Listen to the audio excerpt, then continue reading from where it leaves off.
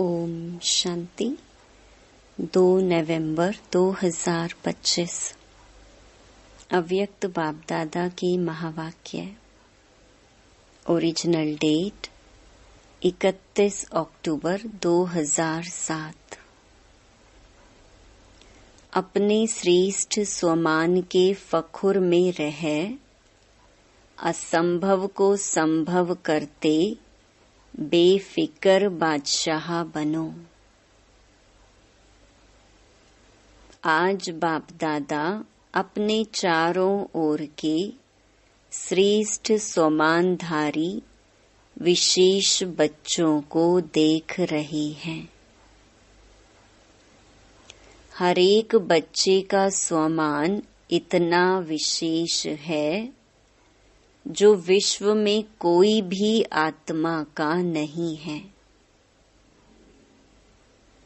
आप सभी विश्व की आत्माओं के पूर्वज भी हो और पूज्य भी हो। सारी सृष्टि के वृक्ष की जड़ में आप आधार मूर्त हो। सारे विश्व के पूर्वज पहली रचना हो। बाप दादा हर एक बच्चे की विशेषता को देख खुश होते हैं। चाहे छोटा बच्चा है, चाहे बुजुर्ग माताएं हैं, चाहे प्रवृत्ति वाले हैं, हर एक की अलग अलग विशेषताएं हैं। आजकल कितने भी बड़े ते बड़े साइंसदान हैं, दुनिया के हिसाब से विशेष हैं। जो प्रकृति जीत तो बने, चंद्रमा तक भी पहुंच गए, लेकिन इतनी छोटी सी ज्योति स्वरूप आत्मा को नहीं पहचान सकते। और यहाँ छोटा सा बच्चा भी मैं आत्मा हूँ ज्योति बिंदु को जानता है। फलक से कहता है मैं आत्मा हूँ। कितने भी बड़े महात्माएं हैं और ब्राह्मण माताएं हैं। माताएं फलक से कहती हमने परमात्मा को पा लिया है ना। और महात्माएं क्या कहते? परमात्मा को पाना बहुत मुश्किल है।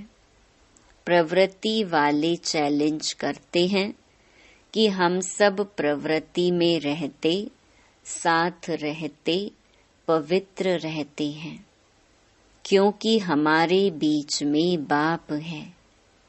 इसीलिए दोनों साथ रहते भी सहज पवित्र रह सकते हैं, क्योंकि पवित्रता हमारा स्वधर्म है। पर धर्म मुश्किल होता है, स्वधर्म सहज होता है। और लोग क्या कहते? आग और कपूस साथ में रह नहीं सकते, बड़ा मुश्किल है। और आप सब क्या कहते? बहुत सहज है। आप सबका शुरू का एक गीत था। कितने भी सेठ स्वामी हैं, लेकिन एक अलफ को नहीं जाना है। छोटी सी बिंदी आत्मा को नहीं जाना, लेकिन आप सभी बच्चों ने जान लिया, पा लिया। इतने निश्चय और फखुर से बोलते हो असंभव संभव है। बाप दादा भी हर एक बच्चे को विजयी रतन देख हर्षित होते हैं, क्योंकि हिम्मते बच्चे मददे बाप है। इसीलिए दुनिया के लिए जो असंभव बातें हैं वह आपके लिए सहज और संभव हो गई हैं। फखुर रहता है कि हम परमात्मा के डायरेक्ट बच्चे हैं। इस नशे के कारण, निश्चय के कारण, परमात्म बच्चे होने के कारण माया से भी बचे हुए हो। बच्चा बनना अर्थात सहज बच जाना। तो बच्चे हो और सब विघ्नों से, समस्याओं से बचे हुए हो। तो अपने इतने श्रेष्ठ स्वमान को जानते हो ना। क्यों सहज है? क्योंकि आप साइलेंस की शक्ति द्वारा परिवर्तन शक्ति को कार्य में लगाते हो। नेगेटिव को पॉजिटिव में परिवर्तन कर लेते हो। माया कितने भी समस्या के रूप में आती है, लेकिन आप परिवर्तन की शक्ति से, साइलेंस की शक्ति से समस्या को समाधान स्वरूप बना देते हो। कारण को निवारण रूप में बदल देते हो। है ना इतनी ताकत? कोर्स भी कराते हो ना। नेगेटिव को पॉजिटिव करने की विधि सिखाते हो। यह परिवर्तन शक्ति बाप द्वारा वर्षे में मिली है। एक ही शक्ति नहीं, सर्व शक्तियां परमात्म वर्षा मिला है। इसीलिए बाप दादा हर रोज कहते हैं, हर रोज मुरली सुनते हो ना, तो हर रोज बाप दादा यही कहते, बाप को याद करो और वर्षे को याद करो। बाप की याद भी सहज क्यों आती है?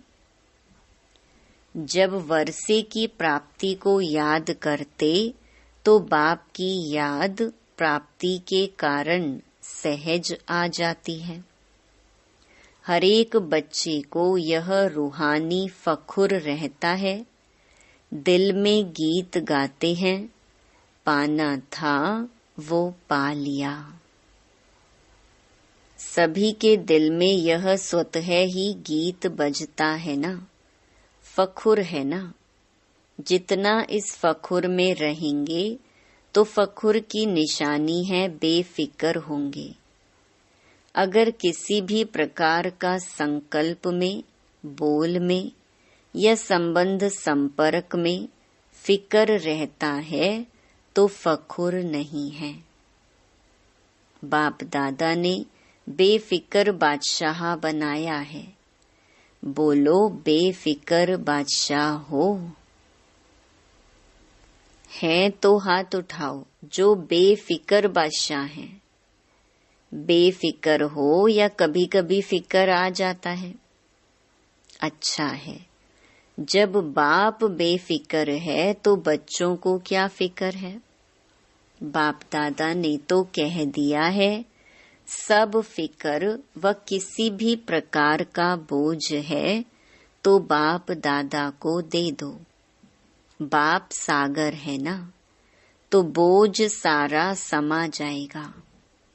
कभी बाप दादा बच्चों का एक गीत सुन के मुस्कुराता है। पता है कौन सा गीत? क्या करें, कैसे करें? कभी कभी तो गाते हो ना। बाप दादा तो सुनता रहता है, लेकिन बाप दादा सभी बच्चों को यही कहते हैं, हे मीठे बच्चे, लाडले बच्चे, साक्षी दृष्टा के स्थिति की सीट पर सेट हो जाओ और सीट पर सेट होके खेल देखो, बहुत मजा आएगा। वाह, त्रिकालदर्शी स्थिति में स्थित हो जाओ। सीट से नीचे आते इसीलिए अपसेट होते हो। सेट रहो तो अपसेट नहीं होंगे। कौन सी 3 चीजें बच्चों को परेशान करती हैं? 1. चंचल मन, 2 भटकती बुद्धि और 3 पुराने संस्कार। बाप दादा को बच्चों की एक बात सुनकर हंसी आती है। पता है कौन सी बात है? कहते हैं बाबा क्या करें, मेरे पुराने संस्कार है ना। बाप दादा मुस्कुराता है। जब कह ही रहे हो मेरे संस्कार, तो मेरा बनाया है, तो मेरे पर तो अधिकार होता ही है। जब पुराने संस्कार को मेरा बना दिया, तो मेरा तो जगह लेगा ना। क्या यह ब्राह्मण आत्मा कह सकती है मेरे संस्कार? मेरा मेरा कहा है तो मेरे ने अपनी जगह बना दी है। आप ब्राह्मण मेरा नहीं कह सकते, यह पास्ट जीवन के संस्कार हैं, शूद्र जीवन के संस्कार हैं, ब्राह्मण जीवन के नहीं हैं। तो मेरा मेरा कहा है तो वह भी मेरे अधिकार से बैठ गए हैं। ब्राह्मण जीवन के श्रेष्ठ संस्कार जानते हो ना, और यह संस्कार जिनको आप पुराने कहते हो, वह भी पुराने नहीं हैं। आप श्रेष्ठ आत्माओं का पुराने ते पुराना संस्कार अनादि और आदि संस्कार है। यह तो द्वापर मध्य के संस्कार हैं। तो मध्य के संस्कार को बाप की मदद से समाप्त कर देना कोई मुश्किल नहीं है। परंतु होता क्या है, बाप जो सदा आपके साथ कंबाइंड है, उसे कंबाइंड जान सहयोग नहीं लेते। कंबाइंड का अर्थ ही है समय पर सहयोगी। लेकिन समय पर सहयोग न लेने के कारण मध्य के संस्कार महान बन जाते हैं। बाप दादा जानते हैं कि सभी बच्चे बाप के प्यार के पात्र हैं, अधिकारी हैं। बाबा जानते हैं कि प्यार के कारण ही सभी पहुंच गए हैं, चाहे विदेश से आए हैं, चाहे देश से आए हैं, लेकिन सभी परमात्म प्यार की आकर्षण से अपने घर में पहुंचे हैं। बाप दादा भी जानते हैं प्यार में मेजॉरिटी पास है। विदेश से प्यार के प्लेन में पहुंच गए हो। बोलो, सभी प्यार की डोर में बंधे हुए यहाँ पहुंच गए हो ना। यह परमात्म प्यार दिल को आराम देने वाला है। अच्छा, जो पहली बार यहाँ पहुंचे हैं वह हाथ उठाओ, हाथ हिलाओ, भले पधारे। अभी बाप दादा ने जो होमवर्क दिया था, याद है होमवर्क? याद है? बाप दादा के पास कई तरफ से रिजल्ट आई है। सभी की रिजल्ट नहीं आई है, कोई की कितने % में भी आई है। लेकिन अभी क्या करना है? बाप दादा क्या चाहते हैं? बाप दादा यही चाहते हैं कि सब पूजनीय आत्माएं हैं, तो पूजनीय आत्माओं का विशेष लक्षण दुआ देना ही है। तो आप सभी जानते हो कि आप सभी पूजनीय आत्माएं हो।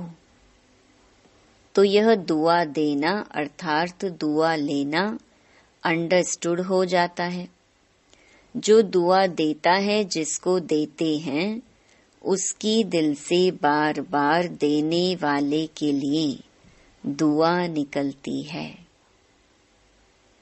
तो हे पूज्य आत्माएं, आपका तो निजी संस्कार है दुआ देना। अनादि संस्कार है दुआ देना। जब आपके जड़ चित्र भी दुआ दे रहे हैं तो आप चैतन्य पूज्य आत्माओं का तो दुआ देना यह नेचुरल संस्कार है। इसको कहो मेरा संस्कार। मध्य द्वापर के संस्कार नेचुरल और नेचर हो गए हैं। वास्तव में यह संस्कार दुआ देने के नेचुरल नेचर है। जब किसी को दुआ देते हैं तो वह आत्मा कितनी खुश होती है, वह खुशी का वायुमंडल कितना सुखदायी होता है।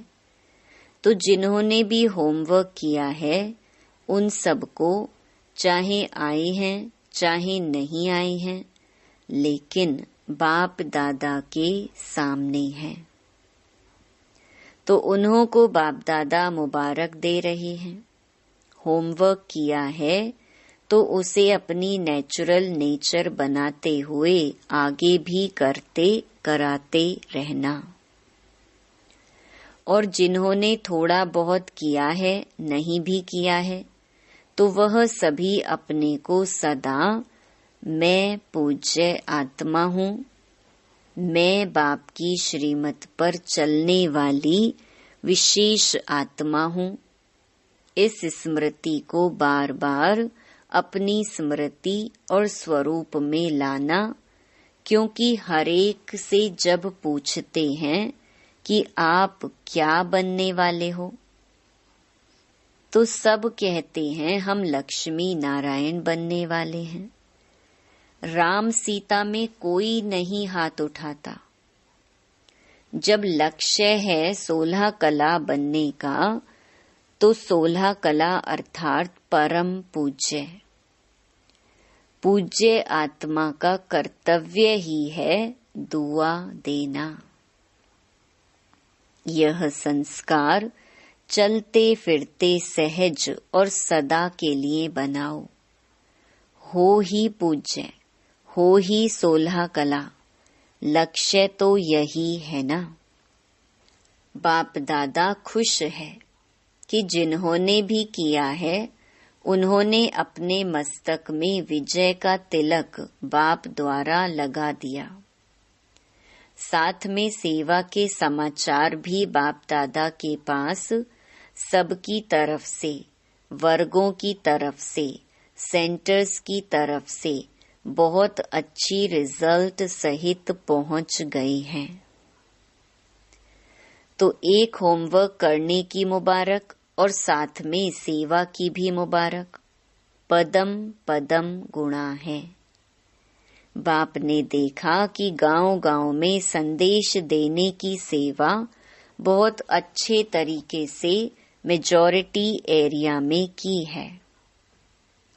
तो यह सेवा भी रहमदिल बनकर की, इसीलिए सेवा के उमंग उत्साह में रिजल्ट भी अच्छी दिखाई दी है। यह मेहनत नहीं की, लेकिन बाप से प्यार अर्थात संदेश देने से प्यार, तो प्यार के मोहब्बत में सेवा की है। तो प्यार का रिटर्न सब सेवाधारियों को स्वतः ही बाप का पदम पदम गुणा प्यार प्राप्त है और होता रहेगा। साथ में सभी अपनी प्यारी दादी को बहुत स्नेह से याद करते हुए दादी को प्यार का रिटर्न दे रहे हैं। यह प्यार की खुशबू बाप दादा के पास बहुत अच्छी तरह से पहुंच गई है। अभी जो भी मधुबन में कार्य चल रहे हैं, चाहे विदेशियों के चाहे भारत के, वह सब कार्य भी एक दो के सहयोग सम्मान के आधार से बहुत अच्छे सफल हुए हैं और आगे भी होने वाले कार्य सफल हुए पड़े हैं, क्योंकि सफलता तो आपके गले का हार है। बाप के गले के भी हार हो।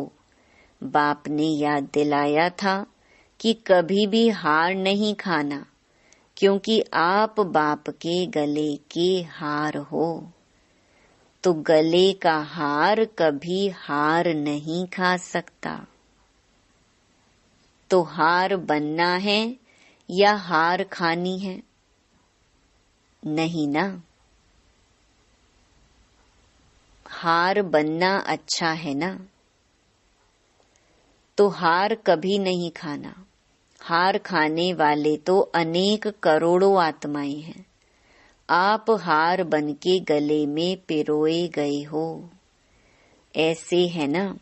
तो संकल्प करो, बाप के प्यार में माया कितने भी तूफान सामने लाए, लेकिन मास्टर सर्वशक्तिवान आत्माओं के आगे तूफान भी तोहफा बन जाएगा। ऐसा वरदान सदा याद करो। कितना भी ऊंचा पहाड़ हो, पहाड़ बदल के रूई बन जाएगा।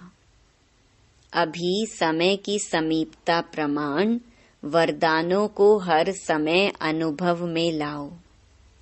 अनुभव की अथॉरिटी बनो। जब चाहो तब अपने अशरीरी बनने की, फरिश्ता स्वरूप बनने की एक्सरसाइज करते रहो। अभी अभी ब्राह्मण, अभी अभी फरिश्ता, अभी अभी अशरीरी, चलते फिरते कामकाज करते हुए भी 1 मिनट 2 मिनट निकाल अभ्यास करो। चेक करो, जो संकल्प किया वही स्वरूप अनुभव किया। अच्छा, चारों ओर के सदा श्रेष्ठ स्वमानधारी, सदा स्वयं को परम पूज्य और पूर्वज अनुभव करने वाले, सदा अपने को हर सब्जेक्ट में अनुभवी स्वरूप बनाने वाले, सदा बाप के दिल तख्त नशीन, भ्रकुटी के तख्त नशीन, सदा श्रेष्ठ स्थिति के अनुभवों में स्थित रहने वाले, चारों ओर के सभी बच्चों को याद प्यार और नमस्ते। सभी तरफ से सभी के पत्र, ईमेल, समाचार सभी बाप दादा के पास पहुंच गए हैं। तो सेवा का फल और बल सभी सेवाधारियों को प्राप्त है और होता रहेगा। प्यार के पत्र भी बहुत आते हैं, परिवर्तन के पत्र भी बहुत आते हैं। परिवर्तन की शक्ति वालों को बाप दादा अमर भव का वरदान दे रहे हैं। जिन सेवाधारियों ने श्रीमत को पूरा फॉलो किया है, ऐसे फॉलो करने वाले बच्चों को बाप दादा कहते, सदा फरमान बरदार बच्चे वहा। बाप दादा यह वरदान दे रहे हैं और प्यार वालों को बहुत बहुत प्यार से दिल में समाने वाले अति प्यारे और अति माया के विघ्नों से न्यारे ऐसा वरदान दे रहे हैं। अच्छा, अभी सबके दिल में क्या उमंग आ रहा है? एक ही उमंग बाप समान बनना ही है यह उमंग? पांडव हाथ उठाओ। बनना ही है। देखेंगे, बनेंगे, गे नहीं करना, लेकिन बनना ही है। पक्का पक्का। अच्छा, हर एक अपना ओके का कार्ड अपने टीचर के पास चार्ट के रूप में देते रहना। ज्यादा नहीं लिखो, बस एक कार्ड ले लो, उसमें ओके लिखो या लाइन डालो, बस। यह तो कर सकते हो ना, लंबा पत्र नहीं। अच्छा, वरदान संगम युग पर प्रत्यक्ष फल द्वारा शक्तिशाली बनने वाली सदा समर्थ आत्मा भव। संगम युग पर जो आत्माएं बेहद सेवा के निमित्त बनती हैं, उन्हें निमित्त बनने का प्रत्यक्ष फल शक्ति की प्राप्ति होती है। यह प्रत्यक्ष फल ही श्रेष्ठ युग का फल है। ऐसा फल खाने वाली शक्तिशाली आत्मा किसी भी परिस्थिति के ऊपर सहज ही विजय पा लेती है। वह समर्थ बाप के साथ होने के कारण व्यर्थ से सहज मुक्त हो जाती हैं। जहरीले सांप समान परिस्थिति पर भी उनकी विजय हो जाती है। इसीलिए यादगार में दिखाते हैं कि श्री कृष्ण ने सर्प के सिर पर डांस किया। स्लोगन: पास विद ऑनर बनकर पास्ट को पास करो और बाप के सदा पास रहो। अव्यक्त इशारे: अशरीरी व विदेही स्थिति का अभ्यास बढ़ाओ। जैसे बाप दादा अशरीरी से शरीर में आते हैं, वैसे ही बच्चों को भी अशरीरी होकर के शरीर में आना है। अव्यक्त स्थिति में स्थित होकर फिर व्यक्त में आना है। जैसे इस शरीर को छोड़ना और शरीर को लेना, यह अनुभव सभी को है।